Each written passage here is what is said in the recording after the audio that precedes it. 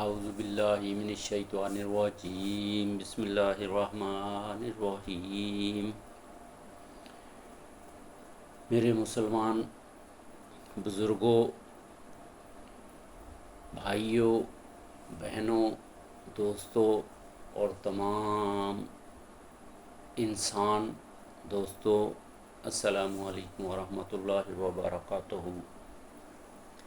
میں آپ لوگوں کے سامنے اعوذ باللہ من الشیطان الرجیم بسم اللہ الرحمن الرحیم کا ترجمہ اور تفسیر اور فضائل بیان کر رہا ہوں۔ تو میرے بھائیوں، اس کو غور سے سننا، اس پہ عمل بھی کرنا اور تمام مسلمانوں تک اور انسانوں تک پہنچانا، یہی مسلمان کی ذمہ داری ہے۔ اللہم صلی علی سیدنا محمد وعلی آل سیدنا محمد بعدد رحمت اللہ۔ اعوذ باللہ من الشیطان الرجیم اور بسم اللہ الرحمن الرحیم کا اردو ترجمہ۔ میں پناہ مانگتا ہوں اللہ کی شیطان مردود کے شر سے۔ یہ آیت قرآن پاک کی تلاوت سے پہلے پڑھی جاتی ہے۔ اس کا مقصد اللہ سبحانہ و تعالیٰ سے اس بات کی پناہ مانگنا ہے کہ شیطان وسوسہ ڈال لے یا تلاوت میں خلل ڈالے۔ قرآن مجید میں سورہ نحل کی آیت نمبر 98 فَإِذَا قَرَأْتَ الْقُرْآنَ فَاسْتَعِذُوا بِاللَّهِ مِنَ الشَّيْطَانِ الرَّجِيمِ، پھر جب تم قرآن پڑھنے لگو تو اللہ کی پناہ مانگو شیطان مردود سے۔ تفسیر ابن کثیر جلد 2 صفحہ نمبر 537۔ ابن کثیر رحمہ اللہ فرماتے ہیں کہ یہ آیت دلالت کرتی ہے کہ قرآن کی تلاوت سے پہلے استعاذہ پڑھنا مسنون ہے تاکہ شیطان سے بچا جا سکے۔ شیطان انسان کو وسوسوں میں مبتلا کرتا ہے، لہٰذا اللہ کی پناہ ضروری ہے۔ امام ابو حنیفہ رحمہ اللہ، ان کے نزدیک استعاذہ سنت ہے، خصوصاً نماز کے باہر جب قرآن کی تلاوت کی جائے۔ نماز میں بھی تلاوت سے پہلے پڑھنا مستحب ہے۔ امام احمد بن حنبل رحمہ اللہ، ان کے نزدیک بھی استعاذہ واجب نہیں بلکہ سنت مؤکدہ ہے اور قرآن مجید کی تعظیم کی علامت ہے۔ امام شافعی رحمہ اللہ وہ فرماتے ہیں کہ استعاذہ تلاوت کے شروع میں مستحب ہے اور اسے دل میں بھی پڑھا جا سکتا ہے۔ امام مالک رحمہ اللہ وہ عام طور پر نماز میں استعاذہ کو زبان سے ادا کرنے کی ضرورت نہیں سمجھتے تھے، مگر تلاوت کے وقت پڑھنے کو مستحب سمجھتے ہیں۔ بسم اللہ الرحمن الرحیم، اس کا ترجمہ، تفسیر اور فضائل۔ اللہ کے نام سے شروع کرتا ہوں جو بڑا مہربان نہایت رحم والا ہے۔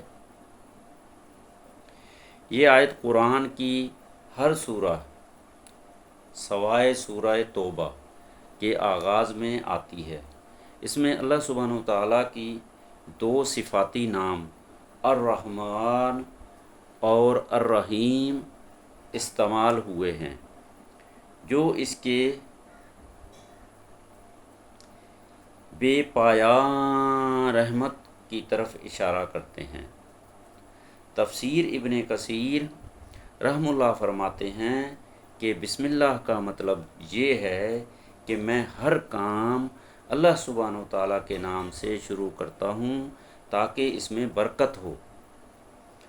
الرحمن الرحیم، اللہ تعالیٰ کی صفات رحمت کی طرف اشارہ کرتی ہیں اور اس بات کی یاد دہانی ہے کہ اللہ اپنے بندوں پر بے حد مہربان ہیں۔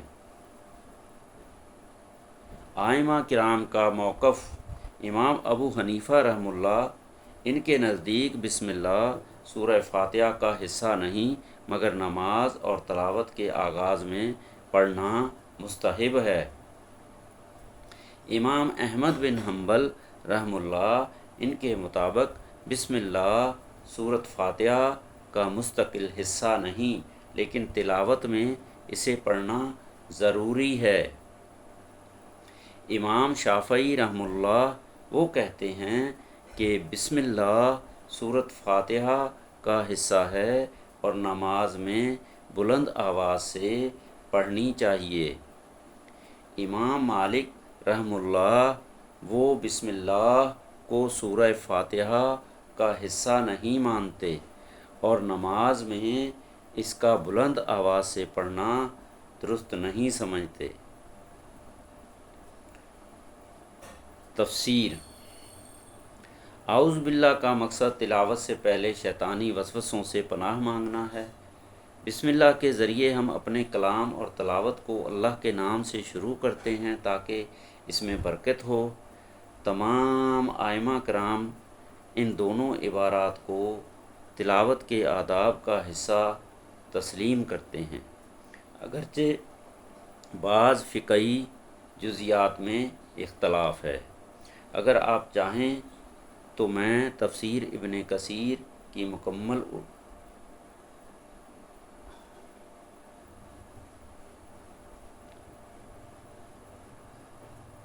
اردو میں تفسیر موجود ہے۔ رب اشرح لی صدری ویسر لی امری واحلل عقدۃ من لسانی یفقہوا قولی۔ میرے بھائیوں، میں نے چاروں اماموں کا طریقہ کار آپ کو تھوڑا تھوڑا جیسے میرے علم میں آیا میں نے بتانا چاہا۔ اب جو بھی مسلمان جس امام کے ریفرنس سے توسط سے نماز پڑھنا چاہتا ہے، تلاوت قرآن کرنا چاہتا ہے تو وہ اس کو سمجھ لے اور اس پہ عمل کرے۔ مزید تفسیر ابن کثیر موجود ہے اور چاروں امام ابو حنیفہ رحمہ اللہ کا طریقہ بھی ہے، امام احمد بن حنبل رحمۃ اللہ علیہ کا طریقہ بھی ہے، امام شافعی رحمۃ اللہ علیہ کا طریقہ بھی ہے، امام مالک رحمہ اللہ علیہ کا طریقہ بھی ہے۔ اس کے علاوہ اور بھی جو نیک صالحین لوگ ہیں جنہوں نے آپ کو جو طریقہ اللہ تعالیٰ نے عقل بھی دی ہے، دماغ بھی دیا ہے، جو صحیح لگتا ہے اس پہ عمل کریں، کیونکہ یہ ہمارے امام ہیں۔ تو جس امام کو فالو کرنا ہے اس کے مطابق اپنی نماز کی شروعات کرے، قرآن پاک کی تلاوت کی شروعات کرے۔ باقی اللہ تعالیٰ نے سب کو سمجھ بھی دی ہے، عقل بھی دی ہے، ہم نے تو جو ہمارے علماء نے تفسیر میں لکھا ہے وہ بیان کر دیا ہے۔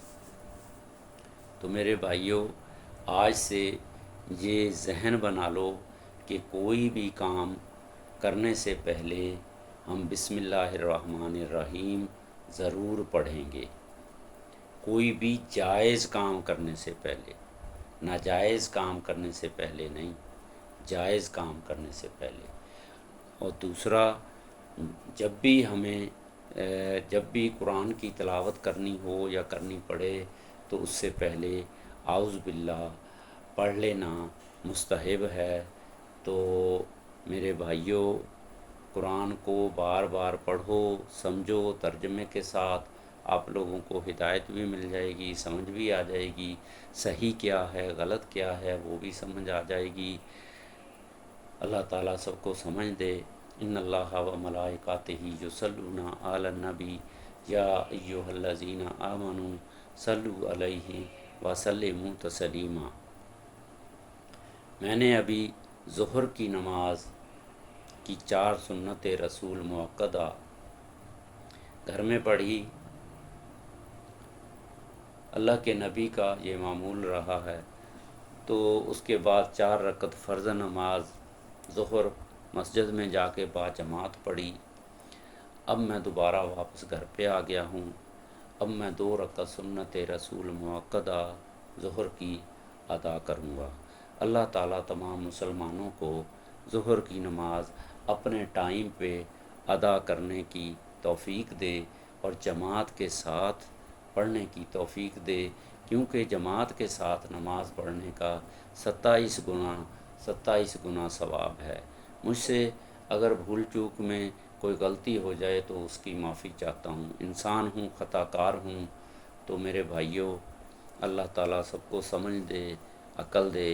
کوئی بھی انسان اپنے ماں باپ کے، اپنی ماں کے پیٹ سے عالم یا عقل والا پیدا نہیں ہوتا، وقت کے ساتھ ساتھ علم سیکھنا پڑتا ہے۔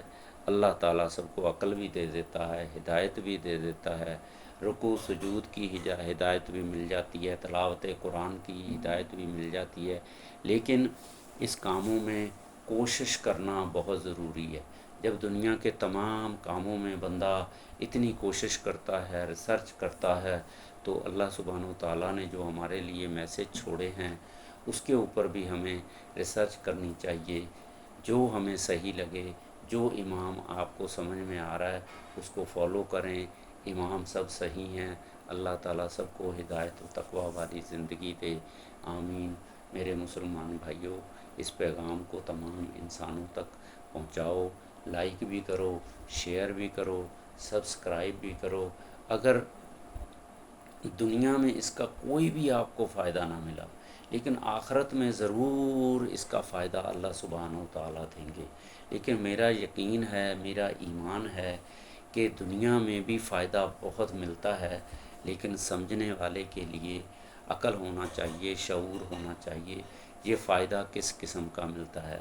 اللہ تعالیٰ صحت دیتا ہے، ایسی بیماریاں، موذی مرض جن سے بچا لیتا ہے، حفاظت کر لیتا ہے، ایسی اللہ تعالیٰ کی نعمتیں ہیں جن کی ہم قیمت پوری زندگی کماتے رہیں نہیں ادا کر سکتے۔ وہ نعمتیں اللہ سبحانہ و تعالیٰ نے ہمیں دی ہیں جسم کے اندر، جیسے آنکھیں ہیں، کان ہے، ناک ہے، زبان ہے، پورے جسم کے حصے ہیں، ہر حصے کا اپنا اپنا کام ہے، نیچرل سسٹم ہے۔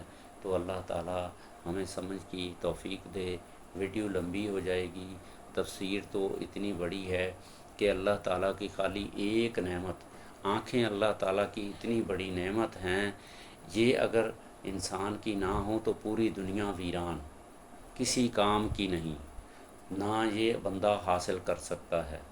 اس کے بعد ناک، اللہ تعالیٰ نے ایسی اس کے اندر سماعت دی ہے، سینسر دیے ہیں، یہ آپ کو ہر ایسی تمام جو خوشبوئیں ہیں یا بدبوئیں ہیں یا اچھے یا برے ٹیسٹ ہیں ان کے بارے میں بتاتی ہے۔ زبان بھی ایسے ہی ہے، اللہ تعالیٰ نے اس کے اندر ذائقے رکھے ہیں، کڑوا ہے، کھٹا ہے، میٹھا ہے، کیسا بھی ہے، تو زبان بتاتی ہے۔ تو ایسے ہی کان ہے، کان سننے کو، تمام جو آوازیں ہیں ان کو سنتا ہے، اس میں بتاتا ہے کہ برا کیا ہے، اچھا کیا ہے، صحیح کیا ہے، غلط کیا ہے، کان، ٹھیک ہے۔ تو ایسے ہی جسم، دماغ ہے، دماغ کو اللہ تعالیٰ نے عقل دی ہے، ہدایت دی ہے، وہ پورے جسم کے اندر جو بھی پرابلمس آتی ہیں پورا جسم دماغ کو بتاتا ہے، اور دماغ پھر انسان کو اس کو فالو کرنے کی ہدایت دیتا ہے کہ بھائی یہ آپ کو پیشاب آیا ہے، پیشاب کرو، پخانہ آیا ہے، پخانہ کرو، آپ کے جسم میں وہاں درد ہے اس کا علاج کرو، آپ کو وہ تکلیف ہے، آپ کو یہ ضرورت ہے۔ تو دماغ انسان کے دل میں، ذہن میں یہ چیزیں ڈالتا ہے۔ تو میرے بھائیوں، یہ جسم کے اندر جتنی بھی اللہ تعالیٰ کی نعمتیں ہیں، صحت والی نعمتیں ہیں، ان کی قدر کرو۔ یہ اللہ سبحانہ و تعالیٰ کی اتنا بڑا انعام ہے، صحت اتنا بڑا انعام ہے کہ پوری دنیا کی دولت آ جائے آپ حاصل نہیں کر سکتے۔ تو میرے بھائیوں، اس کے علاوہ اللہ تعالیٰ نے انسان کے لیے دنیا میں جو چیزیں پیدا کی ہیں، سورج ہے، چاند ہے، ستارے ہیں، زمین ہے، پہاڑ ہے، یہ ساری انسان کے لیے پیدا کی ہے، جنات کے لیے پیدا کی ہے۔ تو انسانوں اور جنوں کو اللہ تعالیٰ کا اتنا شکر کرنا چاہیے، لاکھوں اربوں کروڑوں اربوں خربوں بار شکر کرنا چاہیے، کیونکہ تقریباً چیزیں جو اللہ تعالیٰ ہمیں فری میں دے رہا ہے، اور کچھ چیزیں جو ہیں اللہ تعالیٰ نے مسبب الاسباب ہمیں تھوڑی بھاگ دوڑ کرنی پڑتی ہے، کیونکہ اللہ تعالیٰ نے فرمایا ہے چیز کو تیار کر کے میں تم تک پہنچاتا ہوں، لیکن تم اس کو نوالا بنا کے اپنے منہ میں ڈالو، یا کپڑے بنا کے پہن لو، یا کسی اور کام میں لے آؤ۔ اتنی تمہیں عقل بھی دی ہے، سمجھ بھی دی ہے، ہدایت بھی دی ہے، اب اس کا کام کرنا آپ کا کام ہے، اور اس کو کس کس کے لیے کس کس کو دینا ہے۔ جس کو اللہ تعالیٰ نے توفیق دی ہے وہ تمام انسانوں کے کام بھی آئے، ان کی مدد بھی کرے۔ باقی طریقہ کار اللہ سبحانہ و تعالیٰ نے قرآن مجید فرقان حمید میں بتا دیا ہے۔ تو میرے بھائیوں، جو بندہ، میں بار بار کہہ رہا ہوں، جو بندہ قرآن مجید فرقان حمید کو ترجمہ تفسیر کے ساتھ پڑھے گا، جس کے پاس ٹائم ہے، بہت زیادہ ٹائم ہے، وہ تفسیر ابن کثیر پڑھے۔ جس کے پاس ٹائم کم ہے، چھوٹی احادیث ہیں ان کو بھی پڑھے، ٹھیک ہے۔ جیسے چاروں اماموں نے اپنے اپنے حساب سے قرآن کی تفسیر کی ہے، ترجمہ کیا ہے، تو اللہ تعالیٰ سب کو سمجھ دے، ہدایت دے۔ میرے بھائیوں، سمندر ایک ہی ہے، دریا بہت ہیں، نالے بہت ہیں، گرتے سارے جا کے سمندر میں ہیں، راستہ ایک ہی ہے، صرف اللہ سبحانہ و تعالیٰ کا۔ مانگنا صرف اللہ تعالیٰ سے ہے، جھکنا صرف اللہ تعالیٰ کے سامنے ہے، رکوع سجود صرف اللہ تعالیٰ کو کرنا ہے، اسی سے مدد مانگنی ہے۔ وہی ایک خون کے قطرے سے، بلڈ سے انسان کے پورے جسم کو بلوغت دیتا ہے، بڑا کرتا ہے، اس میں ہڈیاں ڈالتا ہے، جسم ڈالتا ہے، خون ڈالتا ہے، اس کی پرورش کرتا ہے، اس کو سمجھ دیتا ہے، عقل دیتا ہے، پھر وہی موت دے گا، وہی موت دے گا، اس کے بعد دوبارہ زندگی دے گا۔ اس زندگی میں سختیاں کیا ہیں وہ بھی اللہ تعالیٰ نے قرآن مجید میں بتا دیں، ٹھیک ہے۔ نعمتیں کیا ہیں وہ بھی اللہ تعالیٰ نے بتا دیں، دوزخ کے بارے میں بھی بتا دیا، جو سزا ہے جنت کے بارے میں بھی بتا دیا، جو انعامات ہے۔ تو میرے بھائیوں، تمام مسلمانوں اور تمام انسانوں، قرآن کو، قرآن مجید کو بار بار پڑھو، سمجھو، اپنی زندگی کا حصہ بنا لو، تمہاری زندگی بہت آسان ہو جائے گی۔ تو اللہ تعالیٰ سب کو سمجھ دے، ہدایت دے، آمین ثم آمین۔ اب میں ظہر کی 2 رکعت سنت موقدہ ادا کرنے جا رہا ہوں۔ تو میرے بھائیوں، پاکستان کراچی کے اندر ظہر کی نماز کا ٹائم ہو چکا ہے۔ ہر کوئی اپنے علاقے میں کوشش کریں جماعت کے ساتھ نماز پڑھیں۔ جماعت نکل گئی ہے تو فوری آدھا ٹائم ہے، ابھی 1-1.5 گھنٹہ ہے، تو اپنی ظہر کی نماز کو ادا کریں، اور تمام دنیا کے ممالک میں جہاں جہاں ان کے وقت کے حساب سے جس نماز کا ٹائم ہے، وہ اپنے وقت کے حساب سے اس نماز کو باجماعت ادا کریں، عمل کریں، خود بھی عمل کریں، دوسروں تک پہنچائیں، اپنے گھر میں اپنی بیوی بچوں کو، اپنی بہنوں کو، بھائیوں کو، ماں باپ کو، سب کو اس کی تعلیم و تربیت دیں۔ اللہ تعالیٰ نے جس کو علم دیا ہے وہ اس پہ عمل ضرور کرے، کیونکہ یہی کامیابی ہے۔ آپ نے دنیا کے محل ماڑیاں بنا لیے، دیکھ لو اللہ تعالیٰ نے لاکھوں مثالیں قائم کر دی ہیں، اللہ تعالیٰ 1 منٹ میں اس کو مٹی کر دیتا ہے۔ تو میرے بھائیوں، یہ جو ایمان کی دولت ہے یہ نہ ختم ہونے والی ہے، اس کا دنیا میں بھی فائدہ ہے، آپ کو موت کے بعد دوبارہ اس کے محل، بنگلے، ماڑیاں ملیں گے۔ آمین ثم آمین۔ میں اپنی ویڈیو کو یہاں اختتام کرتا ہوں۔ اللہ تعالیٰ سب کو سمجھ دے، عقل دے، ہدایت دے، آمین ثم آمین۔ اللہم صلی علی سیدنا محمد وعلی آل سیدنا محمد بعدد کل شیء فی الدنیا والآخرہ، آمین ثم آمین۔